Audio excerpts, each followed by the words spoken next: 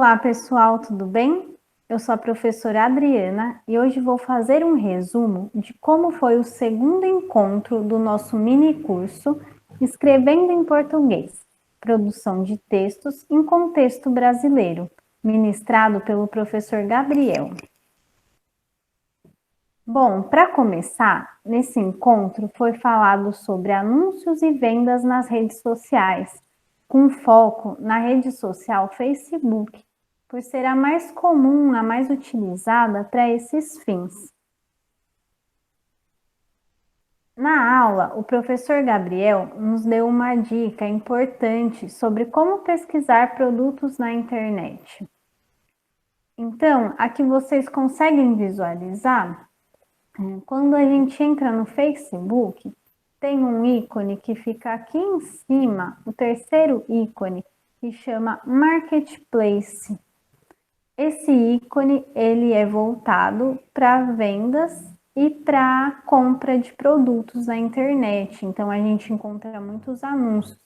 Para que a gente possa achar com mais facilidade aquilo que nós estamos procurando, é importante que a gente venha aqui nessa aba do lado, em pesquisar, e digite a nossa região. Aqui, por exemplo, eu coloquei Araraquara. Em seguida, vocês vão encontrar aqui alguns filtros. Então, vocês podem classificar a pesquisa de vocês, filtrar essa busca. Colocando, por exemplo, o menor preço, ordenar pelo menor preço, por produtos mais novos. Vocês podem decidir o filtro. E também podemos filtrar por categorias. Aqui encontramos veículos, locação de imóveis, artigos esportivos, brinquedos e jogos. Então, aqui podemos selecionar a categoria que desejamos procurar. Tudo bem? Então, isso só para ilustrar para vocês. E também, quando formos escrever um anúncio, é importante que a gente delimite essa categoria para que aí nosso produto possa ser encontrado com mais facilidade nas redes sociais. E os anúncios, eles podem ter várias estruturas, né? Aqui eu vou falar para vocês uma sugestão de estrutura, que foi aquela abordada pelo professor Gabriel durante a aula do mini curso, para fazer um anúncio, a estrutura de um anúncio. Então, como sugestão, nós podemos iniciar um anúncio com o verbo vendo ou estou vendendo, colocar o que está sendo vendido, especificar o produto que você está vendendo, e é muito importante colocar as características do objeto, né? Como, por exemplo, o estado de conservação, se ele é novo, seminovo, usado, e algumas outras características desse produto que você está vendendo. Também o anúncio, ele vai ter a imagem como foco, a imagem do produto ou do serviço a ser vendido. Então, é importante que, né, essas imagens, elas vão ser muito chamativas no anúncio. Então, é importante conter a imagem dos produtos em diferentes perspectivas, diferentes ângulos. Então, aqui eu trouxe para vocês um exemplo, que foi o mesmo abordado pelo professor Gabriel durante a aula, de uma pessoa que está vendendo mobiliários para escritório, né? Então, aqui ele começou com vendo mobiliário para escritório, né? É o destaque do anúncio. E aqui ele vai especificar o que está sendo vendido. Então, mesa com 2 gavetas, mesa de reunião, cadeiras giratórias executiva com braço. Aqui vocês percebem, ele já especificou a característica desse produto. A cadeira ela é giratória, executiva e com braço. Aqui ele coloca o estado de conservação, também uma característica do produto, todas em ótimo estado de conservação, sem nenhum rasgo, sem nenhum furado, rasgado mesmo, sem nenhum dano. E aqui ele acrescenta, né, a pessoa acrescenta, aceito propostas e coloca o contato. Tudo bem? Então, esse é um exemplo de um anúncio, aqui ele colocou também as quantidades do que ele está vendendo. E a foto, aqui a mesa, a cadeira giratória com braço, tudo bem? Então, esse é o exemplo de um anúncio. Outra situação que podemos nos deparar com a escrita no português são os contratos. E eu pergunto para vocês, em que situações será que precisamos de contratos? Vocês já precisaram assinar algum contrato em português? Deixe para nós nos comentários. Vamos então falar um pouquinho dos contratos. O contrato, ele tem uma valorização da linguagem escrita, então é importante, como algo está registrado, um contrato, ele preza pela linguagem formal da língua, né? E tem que ter muito cuidado quando a gente redige um contrato, porque qualquer palavra pode ser algo para contestar esse contrato, né? Então a gente tem muito essa preocupação com a linguagem escrita nos contratos.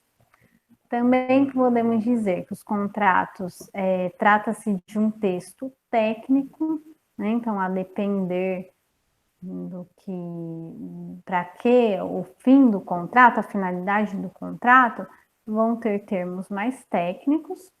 É um gênero jurídico, né? Pois quando você assina um contrato, você está estabelecendo um compromisso legal, né? No sentido da lei, com aquela pessoa, com determinada pessoa. E pode ter validação em cartório. Então, pode ser autenticado a firma da assinatura no cartório, ter esse registro em cartório, contrato, tudo bem? Além disso, algumas outras características. Então, como eu já falei, é uma linguagem mais formal. Os contratos prezam pela objetividade, para que fique claro aquilo que está sendo combinado nesse contrato. Tem que ter uma coerência, né? Então, não pode ter ambiguidades, ou ao falar uma coisa e outra que contradiza, né? Não pode ter essa contradição, precisa ter uma coerência naquele contrato. E o vocabulário específico, como eu já comentei com vocês, de um texto mais técnico. E falando um pouquinho sobre os tipos de contratos. Nós temos alguns exemplos, são os contratos de trabalho, contratos de locação e venda de imóveis, contratos de prestação de serviços, né? Então, quando, por exemplo, a gente vai precisa de um conserto em uma máquina de lavar, no carro, né? Tudo tem um contrato. Com relação aos tipos de contratos, nós temos os contratos de trabalho, os contratos de locação e venda de imóveis, de veículos, e os contratos de prestação de serviços. Então, se eu vou prestar um serviço a alguém ou preciso de algum serviço, a gente tem esse contrato também. E qual seria a estrutura do contrato? Né? O contrato, ele costuma ser muito extenso, né? Normalmente é algo muito extenso.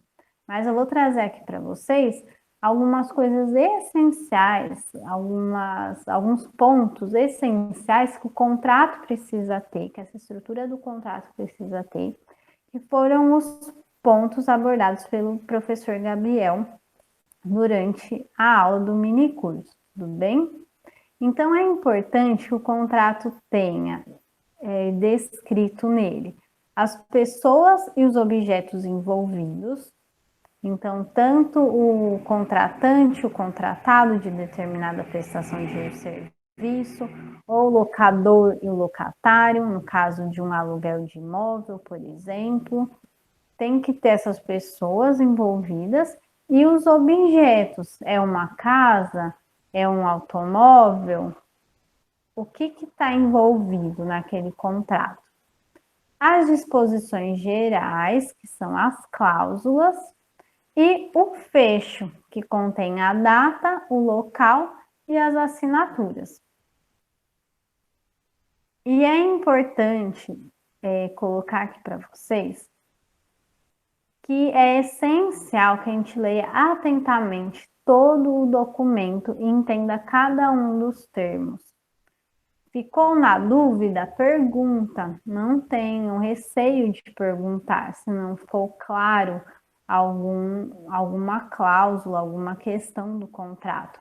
É importante que a gente entenda esse contrato por completo para a gente poder questionar, retomar nesse contrato caso algo saia do combinado. Então, é importante entender todo o documento, né? Ou se não concordarmos com alguma coisa, a gente não assinar aquele documento do jeito que está. Tudo bem? E assegurar que as partes contratantes são legítimas, tudo bem? E dar uma atenção especial às cláusulas de rescisão e penalidades. Então, caso eu queira cancelar determinado serviço, romper, né, que é a rescisão, quais são as penalidades? Tem algum juros? Tem alguma multa? É sempre importante estar atento a esses pontos, tudo bem? Aqui eu trago para vocês um modelo que ele é bem reduzido, só para trazer uma noção de como é o contrato. Esse contrato ele foi elaborado pelo professor Gabriel e eu trago aqui para vocês. Então, eu poderia, por exemplo, contrato de venda. Primeira cláusula, né? Essa primeira cláusula. O ou a vendedor, vendedora, colocar o nome completo, o RG, né, que é a identidade, o número da identidade dessa pessoa. Por meio deste contrato de compra e venda, vende ao comprador, compradora, colocar também o nome completo, o número do documento, a quantidade por número e por extenso, entre parênteses. Bem imóvel situado na Rua da Paz 26. Aí vocês poderiam, né, é importante colocar bairro, cidade, estado, CEP, colocar esse endereço completo. Então, aqui tá tudo bem descrito, quem é o contratante, quem é o contratado, quem é o vendedor, quem está recebendo, né? Quem é o comprador. Então tem que deixar tudo bem claro. E aqui é importante colocar que a gente coloca esse o, a, né, no o vendedor ou a vendedora, para não ter nenhum questionamento desse contrato depois. Né? Então, colocou o vendedor, mas foi a vendedora, ou o comprador, mas eu sou a compradora, para não ter nenhuma brecha para questionar esse contrato. É importante que a gente coloque dessa forma. A segunda cláusula, o vendedor ou a vendedora declara que recebeu das mãos do comprador a importância de R$ 200, por exemplo, em moeda corrente brasileira. O referido imóvel é de legítima propriedade do vendedor, sem nenhum ônus, nenhum prejuízo, ou hipoteca, nem nada pendente, né, nenhuma parcela pendente, e livres de quaisquer embaraço. Então, aqui deixa claro quanto que recebeu, que é em moeda corrente brasileira, que o imóvel está quitado, não tem nenhuma dívida, então tudo bem claro nesse contrato. Aqui a terceira cláusula, o vendedor ou a vendedora se responsabiliza por si e por seus herdeiros a nada ter o que reclamar sobre esta venda ora realizada, nem futuramente, dando a partir da data de quitação, uso, posse e domínio do referido imóvel ao comprador. Então, está passando esse imóvel para o comprador, que agora fica de inteira responsabilidade dele.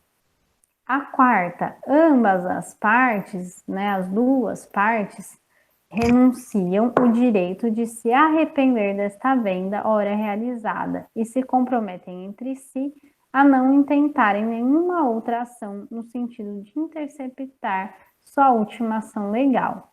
Então, aqui é para garantir, né, que ninguém vai se arrepender dessa compra, dessa venda. A quinta e última, né, aqui no nosso contrato reduzido, é importante colocar que fica desde já eleito o Fórum de Araraquara, né, que é uma instituição legal, né, para serem resolvidas quaisquer questões que porventura se originem deste contrato que lavrado foi. Obriga-se a cumpri-lo e para isso assinando-os pelo próprio punho para que conduza aos efeitos legais de lei em vigor.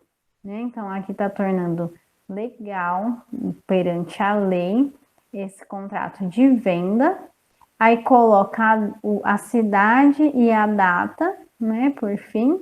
E aqui vocês percebem, para validar esse contrato, é importante ter duas testemunhas que assinem, que estão presenciando essa compra, e elas assinarem, é importante essa assinatura para validar o contrato. E, então, a assinatura do vendedor e do comprador. Então, esse até agora nós vimos os contratos e os anúncios de compra e venda. Por último, foi conversado a respeito dos manuais e instruções. Vocês sabem quais gêneros textuais podemos encontrar as instruções? Vamos ver alguns exemplos? Então, nós podemos encontrar as instruções em receitas, né? Receitas de bolo, de torta, em bulas de remédio, em regras de jogos, manuais de instruções de uso de determinado produto. Então, todos os produtos que a gente compra, eletrodoméstico, por exemplo, vem com manual de instruções para que a gente saiba como utilizar. Então, tem alguns gêneros que utilizam as instruções e trago esses exemplos para vocês. E vocês já notaram que geralmente o verbo das instruções vem no imperativo, ou seja, o modo imperativo é como se eu estivesse dando uma ordem, né? E essa é a estrutura dele. Então, aqui eu trouxe exemplo para vocês verem com a conjugação do imperativo com cantar, beber e abrir. No cantar, notem que eu tiro o ar e substituo por e conjugo conforme a pessoa. Então, cante você, cante ele, ela, cantemos nós, cantem vocês, cantem eles, elas. Em relação ao beber e abrir, eles conjugam da mesma forma os verbos terminados em e em ir. A gente tira ou ir e acrescenta o a e conjuga conforme a pessoa também. Então, beba você, beba ele e ela, bebamos nós, bebam vocês, bebam eles, elas. Abrir ficaria abra você, abra ele e ela, abramos nós, abram vocês, abram eles, elas. Então, normalmente nós utilizamos o verbo no imperativo nas instruções, nos manuais. E para ilustrar como que é a estrutura e a linguagem dos manuais, das instruções, o professor Gabriel trouxe um texto, um relato curto do escritor Júlio Cortázar, que está nesse livro Histórias de Cronópolis e de Famas. Nesse livro, os relatos são repletos de sarcasmo e ironia. E essa primeira parte, que é intitulada Manual de Instruções, que é o texto que eu vou mostrar para vocês agora, que foi abordado na aula, nos faz refletir sobre atos que consideramos habituais. Então, são ações habituais que normalmente nós não prestamos atenção. Então, esse autor ele vai trazer uma instrução de como que a gente pode fazer esses atos habituais, que normalmente a gente não para pensar. Já virou um hábito, né? Então, vamos ler juntos? Vamos conferir juntos? O texto, então, que eu trago para vocês, o relato, chama-se Instruções para Chorar. Vamos conferir? Então, vamos ler juntos. Deixando de lado os motivos, vamos nos ater à maneira correta de chorar, entendendo isso como um pranto que não se transforma em um escândalo, nem que insulte o sorriso com sua paralela e lerda semelhança.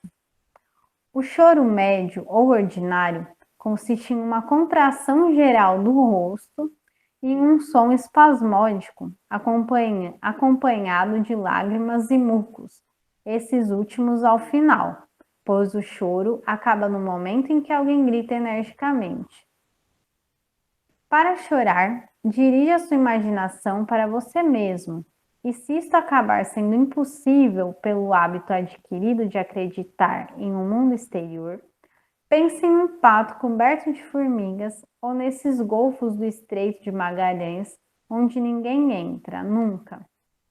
Chegando o choro, tapar o rosto com decoro, usando ambas as mãos com a palma voltada para dentro.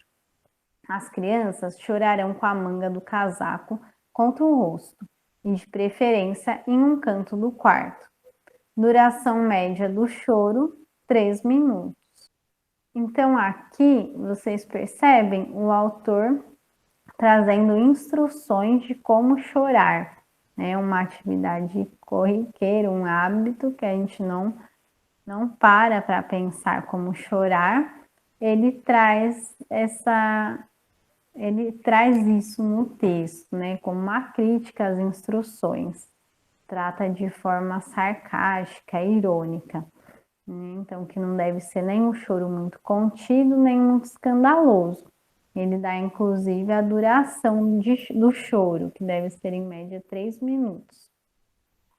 Então, é isso, pessoal, que eu queria falar com vocês hoje. Um resumo da nossa segunda aula do mini curso. Gostaram do conteúdo? Espero que vocês tenham gostado. E fica o convite para vocês participarem do nosso último encontro, que acontece no próximo sábado, dia 26 de junho, no horário das 15 às 17 horas, horário de Brasília.